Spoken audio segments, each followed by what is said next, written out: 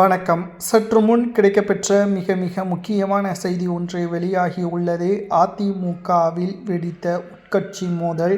எடப்பாடி பழனிசாமியின் மகனுக்கு அதிமுகவின் அடுத்த தலைவர் பதவியை கொடுப்பதற்கு எடப்பாடி முயற்சி செய்கிறார். அதிமுகவில் இதுதான் மிகப்பெரிய அளவில் பேசும் பொருளாக மாறியுள்ளது.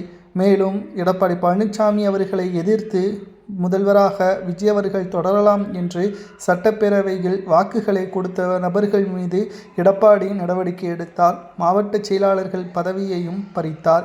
மேலும் அவர்கள் தாங்கள் செய்த தவறுகளை மன்னித்து மன்னிப்பு கடிதம் கொடுத்து எடப்பாடிக்கு ஆதரவுகளை கொடுத்த போதிலும் கூட இப்பொழுது வரை பாதிக்கப்பட்டவர்களுக்கு மீண்டும் பதவிகளை வழங்காமல் எடப்பாடி காலதாமதம் செய்து வருகிறார். மேலும் புதியவர்களை நியமித்து வருகிறார். இதனால் எந்த ஒரு பிரச்சனையும் கிடையாது. ஆனால் அந்த புதியவர்கள் அனைவரும் எடப்பாடி பழனிசாமியின் மகன் மிதுன் அவர்களது பேச்சை கேட்கக்கூடிய அவரது ஆதரவாளர்களாக இருப்பதாகவும் கட்சிக்கு வெளியே இருந்து புதியவர்களை உடனடியாக அதிமுகவில் இணைத்து அவர்களுக்கு முக்கியமான பதவிகளை கொடுப்பது எந்த விதத்தில் நியாயம்? இது அதிமுகவின் வெற்றி வாய்ப்பை ஒருபோதும் ஏற்படுத்தாது. குடும்ப அரசியல் திமுகவோடு போதும்.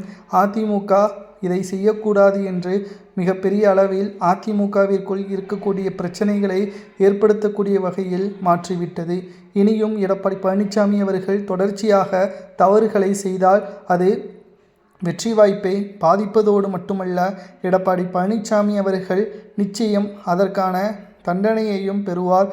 கட்சி ஒருமனதான முடிவுகளை மேற்கொண்டு பொதுக்குழுவை அறிவிக்க வேண்டும். பொதுக்குழுவில் எடப்பாடிக்கு எதிரான தீர்மானங்கள் நிறைவேற்றப்பட்டால் அதை முழுமையாக ஏற்றுக்கொள்ளப்பட்டு எடப்பாடி பழனிசாமி அவர்களது பதவியை பறிப்பதற்கான ஏற்பாடுகளை நாங்கள் நிச்சயமாக செய்வோம். ஏற்கனவே சுமார் 30,000 அதிமுகவின் தொண்டர்கள் நேற்று அதிமுகவின் எம்எல்ஏ மரகதம் குமார் அவர்கள் மூலமாக தாவேகாவில் இணைந்ததையும் நம்மால் பார்க்க முடிகிறது. இதேபோல் நிலைமை அதிமுகவில் தொடர்ச்சியாக நடந்தால் அதிமுகவிற்கு மாற்றாக தாவேகா உருவெடுத்துவிடும்.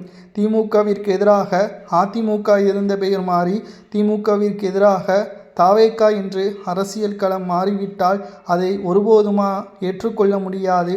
சி.வி. சண்முகம் அவர்கள் இதைத்தான் நேற்று செய்தியாளர்களை சந்தித்து பேசும் பொருளாக மாற்றினார்.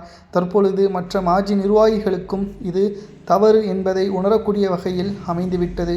மிதுன் அவர்கள் மூலமாக எடப்பாடி பழனிசாமி அவர்கள் வசமாக சிக்கிக்கொண்டால் மிதுன் அவர்களை கட்சியிலிருந்து நீக்க வேண்டும். இல்லையென்றால் எடப்பாடி பழனிசாமி நீக்கப்படுவார் என்று தொண்டர்கள் நிர்வாகிகள் கூறுவது சரியா தவறா என்பதை கமெண்ட் வாயிலாக கூறுங்கள்.